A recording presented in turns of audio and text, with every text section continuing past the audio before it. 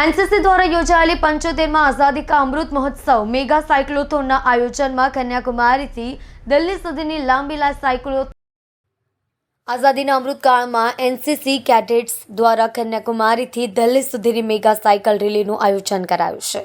ગત 8મી ડિસેમ્બરે કન્યાકુમારીમાં director general national cadet corps દ્વારા સાયક્લોથોનને ફ્લેગ ઓફ કરવામાં આવ્યું હતું, જે દક્ષિણના રાજ્યોમાંથી પસાર થઈ સુરત આવી પહોંચી છે।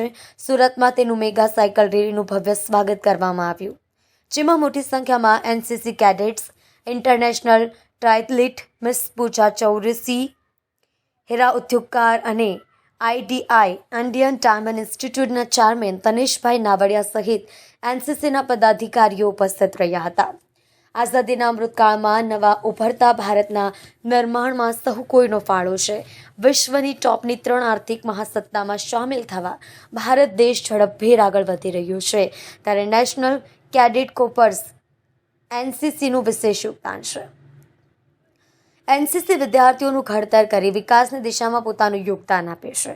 વિકાસ અને પરિવર્તનનો આ સંદેશ વિશ્વની સૌથી મોટી ગણવેશધારી યુવા સંસ્થા એનસીસી દ્વારા યાત્રાનું આયોજન કરાયું છે, જેમાં મહિલા શક્તિને પ્રોત્સાહન આપવામાં આવ્યું છે।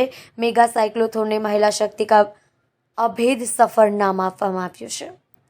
ગત 8મી ડિસેમ્બરે કન્યાકુમારીથી આ યાત્રા નીકળી હતી, જે સુરત આવી પહોંચી હતી। ગુજરાત ડાયરેક્ટોરેટ દ્વારા આયોજિત કન્યાકુમારીથી દિલ્હી સુધીની યાત્રા સુરતની 6 દીકરીઓએ પણ ભાગ લીધો છે।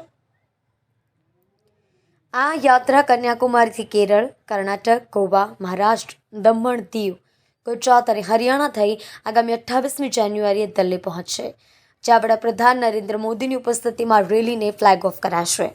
કન્યાકુમારીથી શરૂ થયેલી વિશેષતા છે કે મેગા સાયક્લોથોનની 32 દિવસની લાંબી મુસાફરીમાં સાયકલ સવાર દિવસની એવરેજ 97 કિલોમીટર સાયકલ ચલાવે છે। રેલી પૂર્ણ થતાં સાયકલ સવાર કુલ 3232 કિલોમીટર સાયકલ ચલાવી માર્ગમાં આવતા જનસમૂહમાં જાગૃતતા સાથે દેશના વિકાસ અને વૃદ્ધિનો સંદેશો આપી રહી છે। શ્રી તાપી બ્રહ્મચારી સભા એજ્યુકેશન કેમ્પ્સની અંદર એનસીસીના માધ્યમથી કન્યાકુમારીથી દિલ્હી સુધીની સાયકલ મેરેથોનનું આયોજન કરવામાં આવ્યું છે। ગૌરવની બાબત એ છે કે 12 દીકરીઓની અંદર 6 દીકરીઓ સુરતની છે અને એમાં 2 દીકરી આ કેમ્પસની છે। એની આજે સુરત શહેરની અંદર પ્રવેશ કર્યો છે।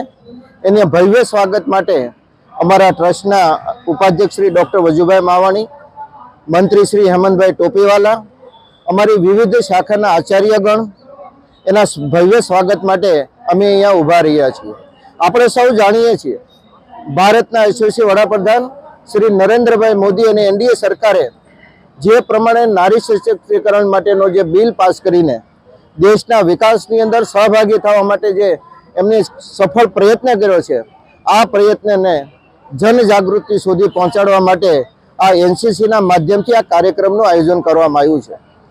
એનસીસીના માધ્યમથી આપણે જાણીએ છીએ કે દેશની સુરક્ષા માટે, દેશના વિકાસની અંદર ખૂબ મોટો મહત્વનો ફાળો રહ્યો છે અને આજે દેશની દીકરીઓને આગળ લાવવા માટે જે સામાજિક રીતે, શૈક્ષણિક રીતે, રાજકીય રીતે જે પીડા અનુભવી રહ્યા છે, આ પીડાને દૂર કરવા માટેનું આ આયોજન ખૂબ સરાહનીય છે અને આ એનસીસી કેડેટ્સને, સુરત કેડેટ્સને અમે ખૂબ ખૂબ અભિનંદન, આ સાયકલ મેરેથોન માટે એને અભિનંદન પાઠવીએ છીએ।